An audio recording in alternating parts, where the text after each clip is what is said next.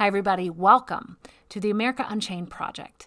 Today is awesome. Today we talk to Andrea Epting, and we're talking about process addictions. She defines it, she explains it, but basically it's non-chemical based addictions. She's a wealth of information. We barely scratch the surface, but every single thing she talks about, she touches on, and we expand on is vital to understand if you have any kids in your life at all, whether they are yours, whether they are your relatives, whether they are your students, whether they are people that you take care of in your clinic. We want you to know more about how to keep them safe and what to look for if they're in any danger of process addiction, and then what different things look like. You guys, it is a condensed, compressed conversation that is just full of so much richness. Now, let me tell you a little bit about Andrea. First of all, below is her information. She has a podcast, and the podcast is Direct Impact. So if you're looking for a good podcast, someone that you're going to enjoy listening to that has really interesting conversations, she's your gal at Direct Impact. Now, Andrea attended the University of Alabama, and she actually got 2 majors because she's a super smarty, psychology and religious studies. And then once she got her master's degree in psychology with a specialty in professional counseling, she became a psychotherapist. So she's currently practicing out of Savannah, Georgia. If you are in Georgia and you're looking for someone, she may be your gal. But without further ado, I just want to give the platform to her. And again, below is the way to reach out to her or to learn more about her or to listen to her podcast. Whew, it's a good one, you guys. So, Andrea Epting. Well, Andrea, thank you so much for being on the America Unchained Project podcast. That's a mouthful. I'm glad you don't have to say it. Everybody just heard who you are, how to find you.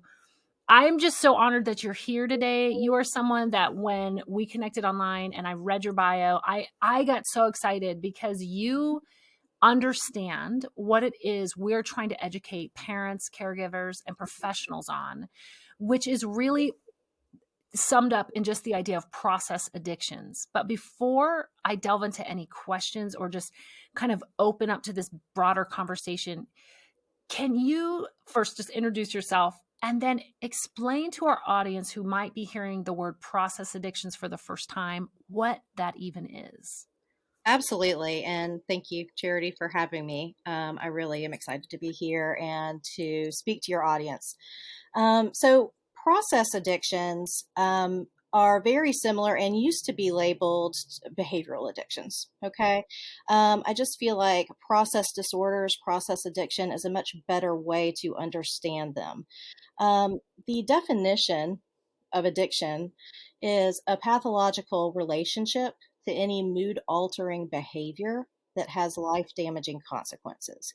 So it really is those 3 parts. And to be able to start to move towards not just abuse and misuse, but addiction and dependency, you have to show that there has been attempts to stop or discontinue a behavior and you have not been able to maintain that. So when you're looking at process addictions, you are looking more at the behaviors and the thought processes. So you're looking at compulsivity, not just the acting out behavior itself. So it's just more broad, but it is an addiction nonetheless. And I like the term addiction because that it means it is a state of prolonged dis-ease that moves and progresses into a pervasive disease. And there is a disease model that can effectively treat it, which is why I love working in the realm of addiction recovery because there's a way to get better. Absolutely. And I think that's so important that people need to hear right in the beginning. Yeah. This is not a lifelong sentence. You can walk through a process that I know is not easy. We don't want to make it sound like it's easy, but it is overcomable. And if we have time, I'd love for you to talk about that. But if we don't have time, guys, it's okay. All of Andrea's information is below, and you can explore her podcast as well as everything else she posts and really find some answers. And if you're in Georgia, she's in Savannah, Georgia, so reach out to her. So in that realm of process addiction, can you give us a few examples or maybe common examples that you see in patients? Absolutely. And when I look at process addictions, I also do look at dopamine deficiencies in Mhm. general. And so I know that some of the things and the types of dependencies we'll be talking about include technology and devices. And I feel like it's important to understand that as, a dopamine deficiency developing with prolonged use. So I hope that makes sense. So, but when you're looking at process addictions, you are looking at things outside of chemical dependency, looking at sex, you're looking at mood and food disorders, you're looking at pornography, you're looking at shopping. You're looking at all types of different behaviors that lead to long term and consistent consequences. Yeah, absolutely. And I know off camera we mentioned marijuana Yeah. use as well. And I think in gaming, all these things that kids have access to sometimes. Now, certainly not marijuana from a young age, but screens, interactive screens. They have, access to those. A lot of us. I mean, ladies, listen. When I'm in Costco and your child is bored, and you see someone who gives their child a little video on the phone, this isn't what we're talking about. I'm talking more about interactive screens that are 6 hours, 8 hours, 10 hours a day. And like you were just talking about dopamine in another post, ladies, there's an explanation of what we're talking about when we talk about a dopamine fix.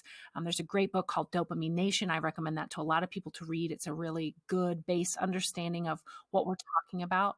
But when you talk about these process addictions, I know you see probably several, and you just listed several. Is there one in particular that you feel comes up more often or is more pervasive in this developmental brain years, like kids and teens? So, devices and Mhm. pornography, Yeah, absolutely. as far as behavioral addictions go or process addictions. Now, oftentimes you're going to see a lot of comorbidity that comes up with that. And we can talk about that. We can talk about the chicken and the egg when it comes to trauma and genetics and just gosh, continued use over a period of time. Like we can talk about all of that, but so they are oftentimes comorbid with ADHD and dyslexia. It's also comorbid with chemicals, oftentimes marijuana and alcohol, at these very early ages, and we're talking 10 to 12. Not, oh, your, later adolescence. I mean, they do have access and are exposed to chemicals in addition to the behavior. So you can see how one builds into being very vulnerable and easy to build a dependency on chemicals down the road when they're introduced. Absolutely. And I don't want to speak for anyone you've worked with, and I certainly don't want to put words in your mouth. I just know that another thing that, drives this, and I don't know that you would call it a comorbidity so much as maybe a habit, but loneliness or disconnectedness. We can be in a house with human beings and still feel isolated and alone. Or, once upon a time, we would read a book if we were bored or draw a picture if we were bored. But by golly, that tablet is a siren call for adults, much less kids. And so we pick it up and we don't realize, especially as parents, that we're not just occupying our child. Depending on the level of use and how they're using it, we could literally be creating in them an addiction. And again, I don't want to parents, you know me well enough to know I'm not shaming anyone. I'm not judging anyone.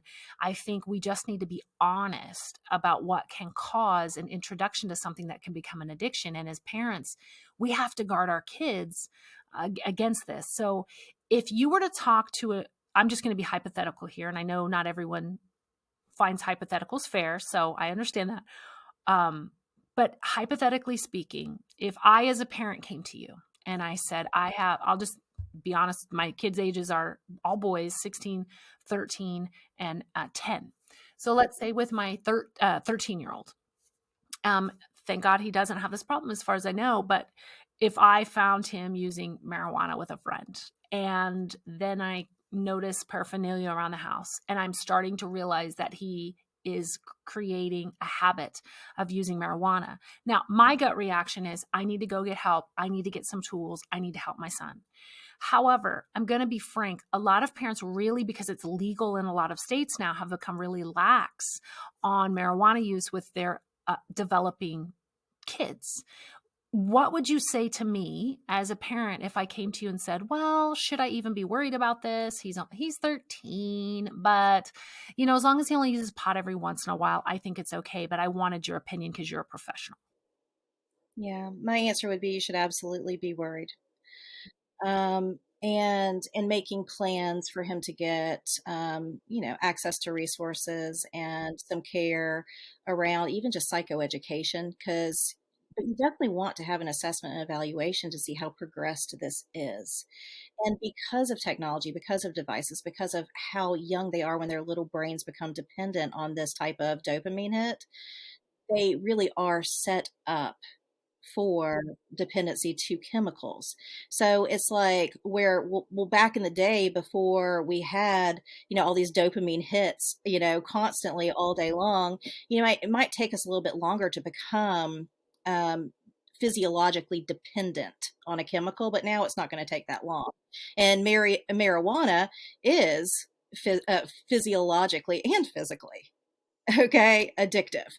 And I know people don't like to hear that, but it is a statistical reality. And so it is something that we need to take seriously. And that's, I'll tell you, one of the things that I have conversations with parents about is also, just like you mentioned, in some states that's a legal chemical, just like alcohol, tobacco, and other things. That's fine. Other chemicals are legal and accessible. And just because you can't get into legal trouble doesn't mean that you can't develop a progressive and pervasive disease that leads to lifelong consequences that you can't recover from.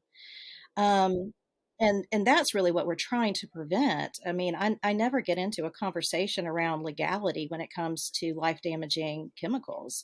It Absolutely. really is just about the risk and the reward and what do we want to get out of excuse me, what do we want to get out of life? Yeah, And most of us really want to achieve a higher level of ourselves. We want to absolutely. be able to use all of our strengths to positively benefit, not just ourselves, but others around us. And when you're dependent on a chemical, you find that really challenging. Absolutely. And I think people feel the same way about gaming online, or, it can't be that bad. They're just doing it. I tell people all the time, just because your little honey boo boo has a tablet and is sitting on your couch doesn't mean, in my world, they can't be reached out to and groomed. They can't be, pursued. It's the same thing with these addictions. Just because you're witnessing it in real time doesn't mean it's not happening. And I think what's really difficult is, as a parent, I work in a field where I have had an advantage I didn't realize was astronomically beneficial to my parenting, which is listening to people like you for 10 years. And I don't want to ever be disrespectful to any other parent. I can't speak for Andrea. I'm not insulting anyone's parenting skills. But guys, what you don't realize, because I didn't realize it either, is you only have so many tools in your toolbox. And parenting takes about 1,000 tools. And I had like 8. And I'm like gathering them like it is going out of style on a cheap Kmart sale. Like I have got to grab all I can. And so that's one of the reasons we do this. And so, kind of going along with that, it's a little bit of a tag on to the process addictions. And I know we could spend hours on just the subject alone, but you mentioned trauma, and you mentioned ADHD, and you mentioned other, my dad is actually dyslexic. My husband has what's called dysgraphia. I've been surrounded my whole life by men who learn different. In some of my children take longer to learn but we just learn different. And it makes sense that when you said that people might have a higher tendency to be addicted if they learn different or process information different. I'm very verbal, audiovisual.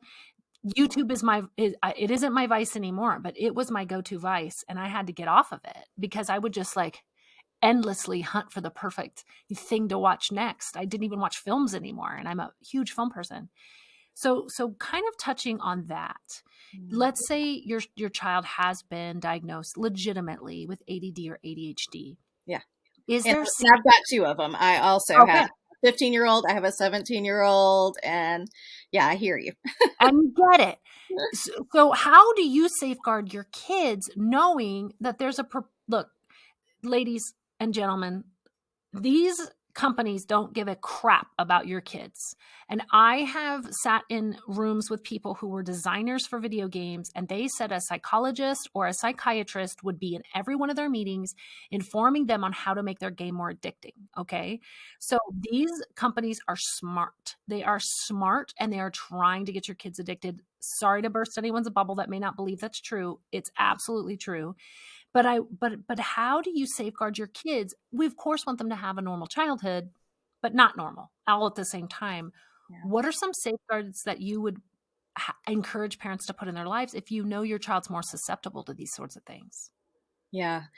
And I think it starts there with looking at a family history Yep. and looking honestly if there is a genetic predisposition towards addiction or dependencies with chemicals or behaviors. And so that's just that genetic piece. I feel like all of our kids are vulnerable now because of the devices and all this stimuli and the dopamine hits and all of that.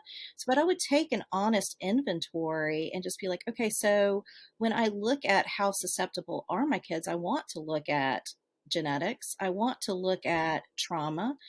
Trauma is how we respond to events. It's not necessarily what happened or how it happened. It is our response to perceived danger and threat. And I feel like there are very few individuals that can even make it to age 5 who haven't experienced some brain chemistry altering traumas. So I think we can pretty much look at that as a given for most human beings, whether our children have shared this with us in depth or not. I think we can kind of look at most people have accumulated little t traumas. And most of these little t traumas are very unintentional, but they do occur. And so we're looking at trauma, we're looking at genetics and family history, and we're also looking at, again, how much time are they using that we're aware of with these devices and other types of addictive, behaviors. So I think it starts with just like psychoeducation and conversation and being open and honest and vulnerable with your kids and letting them understand that you're not coming at them like this is a good or a bad thing. This is just the reality, and we'd like to set them up for long-term success. I know in my household, we have very honest conversations around risky behaviors, and to include chemicals, to include sex, to even include talking about, being sex positive and healthy sexuality and all of those things. And I feel like being on that level where there is openness and honesty and transparency and authenticity with your kids is like the best place to start, because then when you have those tidbits of information that you want to share with them, they'll be a little bit more receptive instead of defensive, because they're going to Yeah. have the tendency to side with and choose their device over your opinion. Oh, 100%. Yeah. Because I loved what you said when you said, you have to be open and honest and at least have an opportunity to let your kids speak without being judged. They have to be able to speak out loud, and you actually just listen rather than argue or defend or try to shape how they're feeling and thinking, because they'll trust you. And once they trust you, you can develop a relationship. Now, I'm not here to say that you should let your kids do whatever they want just because, they trust you. But at the same time, like you said, it sounds like you also are good at putting consequences to action. Hey, this is a consequence to this action. Risky behavior. This is what you get when you act out in this way, that when you participate in these things, there is always a consequence to action. And a lot of kids think that they're the exception to the rule. We were kind of all that way to a point.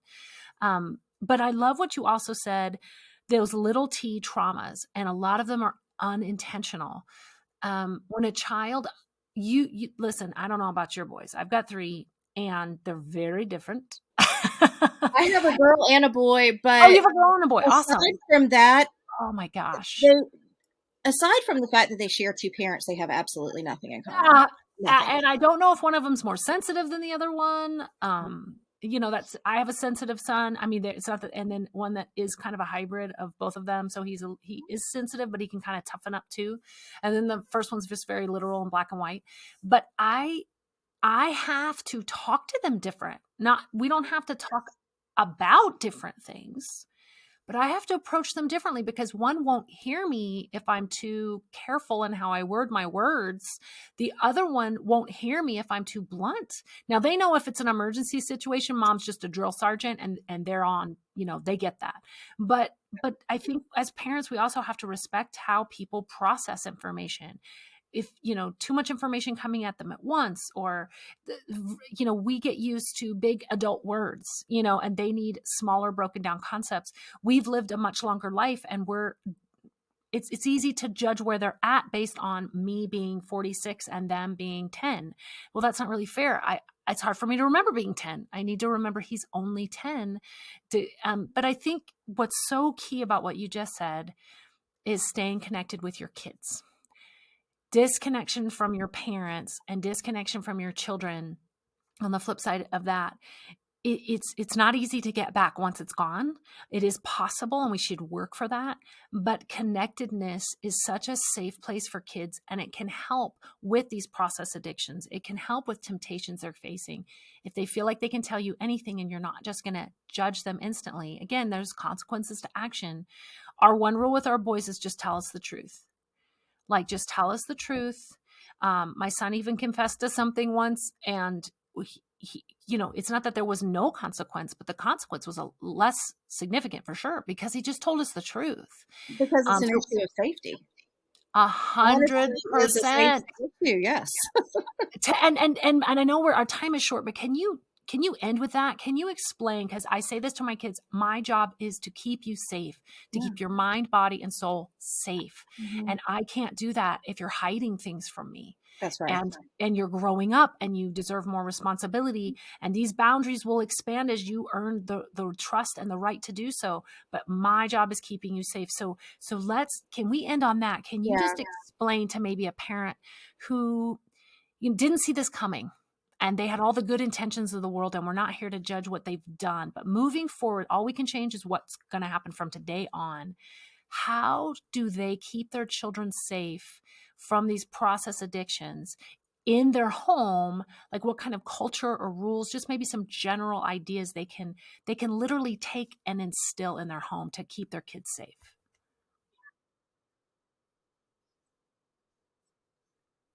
To what I was saying in the beginning, which is it starts with that relationship piece. And the best way, again, when we're talking about prevention, to keep them safe is to open up a dialogue that really reinforces trust and honesty. And I'll go a step beyond that, is just making sure that whatever consequences come, you allow them to be theirs. Yes. Because the biggest issue that I run into is where this really is about a response to the caregiver's anxiety, not necessarily about the kid's behavior. And so I think, I'm always going to recommend psychotherapy and family therapy as part of that, especially if you identify that something has now progressed into a dependency where there are mood shifts and withdrawals and things that, result when you're trying to now manage behaviors because of this. Like, we all play a role. It really is a family systems disease when you're talking about kiddos. When you're talking about kiddos, we all need to take responsibility for the results, but also not blame yourself for 2 seconds about how this happened, because none of this happened, most of the time, without just like really good intentions and people just doing the very best that they can with what they have to work with. And so, I really believe that. And I want parents to really offer themselves all the self-compassion in the world so that they can honestly look at, their relationship with their kiddos, and also, are they holding them accountable? Can we just Yeah. look at behaviors as risk and reward? And when there is a risk and a consequence, hold them accountable to their consequences because they belong to them, not to us. Yeah. It's not for us to clean up and it's not for us to overreact to. That's such a good place to end. And I love what you said. You know, it is a family problem, and I can only speak for myself, but I had to overcome addictions I had in my life before I had kids because I didn't want to pass them on. And even as I had kids, I found habits. And one day I found myself having the same response to grabbing my cell phone that I had to a food addiction I had overcome. It's that same impulsivity, that same exact mirrored feeling like welled up in me. And I was like, oh, I'm addicted to my cell phone. No. It's not easy, friends. We live in a world of cell phones. We have to use them. We have to eat food. But if we can set the example for our kids as we're walking out the process with our kids, it's back to that family unit thing. We are going to find ourselves stronger to help them because we're walking through it as well. And again, please see a counselor. Please go to a therapist as you're doing all this. Please, you need help. We all need help. And they're going to be able to cut to the chase. I suggest finding someone that sounds like Andrea's exactly someone you want to find that's honest with you, that isn't going to lie and just say whatever you want to hear to make you feel good about your day, but that is going to say, like you just said, be compassionate to yourself, but you can change. And I'm going to walk you through this process of change. Just because Andrea, something's not our fault doesn't mean it's not our responsibility. And I think we can say it's absolutely. not my fault, but now it is my responsibility. And I just feel like that Mhm. is a great place to start. And if you feel that there is a Mm, behavior that is now compulsive for one of your kiddos or yourself, go get an evaluation yep. and work with somebody to, address that. And, you know, just know we're all human. Again, it All doesn't come human. back to good or bad. It just comes Mhm. back to living your best life. Yeah. And I think too, this would be something I can only speak for myself. But like I had to forgive myself for, listen, ladies, when you've got toddlers at home and you're exhausted and you're like wanting to cry, you want to take a nap so bad, like give yourself a little break. If I don't mind, if your toddler needs to look at a tablet for 30 minutes so mom can sleep on the couch, like, come on, let's be realistic. Mhm. But when you start to realize those habit forming things in yourself or in your kids, like Andrea just said, please reach out for help. Mhm. We're all human beings, and I'm just going to reiterate this again. These companies know how to make people addicted. These drug companies know, Mhm. like, you are a human being. We've all fallen for lies in our lives. We've all, but like you said, don't blame yourself. Blaming yourself and feeling ashamed, shaming yourself isn't going to help your child or yourself. So It'll just exacerbate it, I it promise. it'll just make it worse. Mhm. So Andrea, oh my gosh, this was amazing. Thank you so much for your time. Thank you, Charity, for Um, having me. This is Man, fun. you are just great. And I know you could have talked about 100 other things. I could have. Um, but you've got a podcast. So let's just go listen to Gone Andrea's down about 2 podcast. different rabbit holes there. I know. I was like, I'm going to ask you a big question, keep it small. And you're like, you did it. I'm really impressed because it's really hard to keep narrow. There's so much Lady, more to talk about for sure, but I oh, do I hope that the parents will be able to hear the yeah. nuggets that we offered. And I also do recommend the book Irresistible. I'm going to forget the author's name, but Yes, I Irresistible. just had this in front of my face. It's orange, right? It is. Yeah, the cover. Yes, I will. I have it. I have a stack of books that I'm reading through right now for my educational series, and it is one of them. So it will be below, Great. parents and anyone listening. That book will be linked below. So Andrea, I know which book you're talking about, so I'll recommend the right one. Irresistible. Absolutely. I think Glow Kids is a good one. I think the Dopamine Nation is a good one. All that'll be listed below, you guys. So just look Wonderful. below. Andrea, you're a breath of fresh air. I love your honesty. I love your love for people. And I hope to hear from you again soon. Thank you, Charity. This was fun.